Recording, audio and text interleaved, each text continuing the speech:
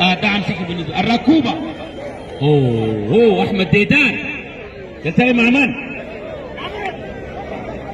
ناصر خل العائد من ولايه جنوب كردفان.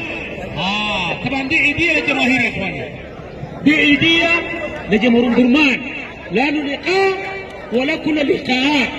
اخر لقاء جمع بين المصارعين كانت الغلبه لصالح ناصر خميس سليمان المرعب الامريكي.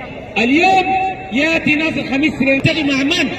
مع الركوبه، لانها جوله كانما في كادولي وكانما في الدرج وكانما في الريكه وكانما في العطمور وكانما في الابيض وكانما في الفرشايه وكانما في الكرماليه وكانما في السلاره.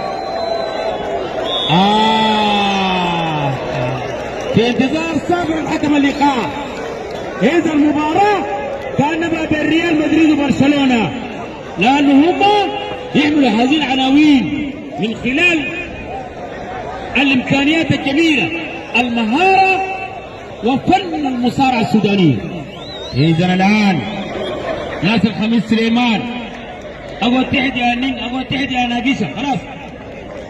إذا صابر حكم اللقاء أمجد وادي الطلقة النارية تنطلق الآن. الكل يتابع هذا اللقاء، كل الجوالات وحصريات المصارعة بعرض الأمير رحال دمشق ينقلون هذا الحدث داخل السودان وخارج السودان، لأن النجوم في سماء ميدان ود البشير، ولكن من يكون النجم ومن يكون المتألق ومن يكون الأروع ومن يكون الأجمل.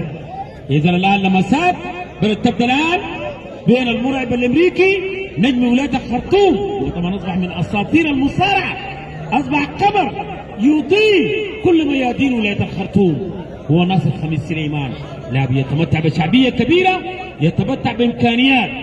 كل قاده في دوله السودان في حكومه ولايه الخرطوم يعرفون من هو المرعب الامريكي، هذا من خلال الشهره والامكانيات. يعني كل السياح والخواجات ياتوا يتساءلوا عن المرعب الامريكي. اذا الان رغم هذه القيمة ولكن الركوبة هو 6 مرق. تحركات من ناصر خميس. طبعا واقف الركب هو طلع وادي يدها الصافرة. جميلة غير شعبية، لاعب عنده إمكانيات، عنده أداء قوي. هذا اللاعب آخر مشاركة له في العام المضى أو في بداية هذا العام بولاية كسلة، كان بمشاركة 6 ولايات. محمد ديدان الركوبة استطاع أن ينال الميدالية الذهبية أيضا. في النيل الأزرق في 2017 استطاع أن ينال أيضا ميدالية ذهبية. هو اللاعب الركوبة كان تزامن معه المرعب الامريكي. عشان كده دي جولة يا اخوانا ما تقدر تقول ده بيرمي ده. ليه؟ لأنه أولاد سراعين، أولاد أباليج في الحلبة، يعني بيعرفوا يصاروا، عندهم الذكاء، عندهم الثقة، عندهم الدراية. شوفوا التحركات على كيف، تحركات بحسابات، تحركات بحسابات، كل واحد فيهم يعرف من اين توكل الكتف. عشان كده ما تقدر تحدد من هو الفايز الا بصادر حكم المباراه. اذا الركوبه يطلع في الرجل اليمينيه،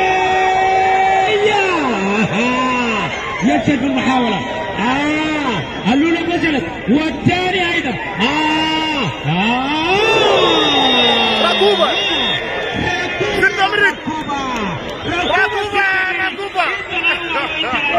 أسد أين السجدين من طول الأفراح إلى سجدين. يقول لك هذا الأمريكي. إذا الركوبة 6 مرق استطاع أن يفوز على من؟ على المرعب الأمريكي. استراحة ونهضة.